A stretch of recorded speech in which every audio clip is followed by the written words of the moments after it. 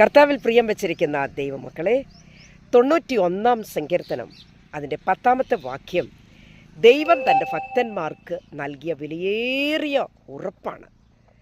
ഒരു അനർത്ഥവും നിനക്ക് ഭവിക്കയില്ല, ഒരു ബാധയും നിൻ്റെ കൂടാരത്തിൽ അടുക്കയില്ല. നിൻ്റെ എല്ലാ വഴികളിലും നിന്നെ കാക്കേണ്ടതിന് നിന്നെക്കുറിച്ച് തൻ്റെ ദൂതന്മാരോട് കൽപ്പിക്കും.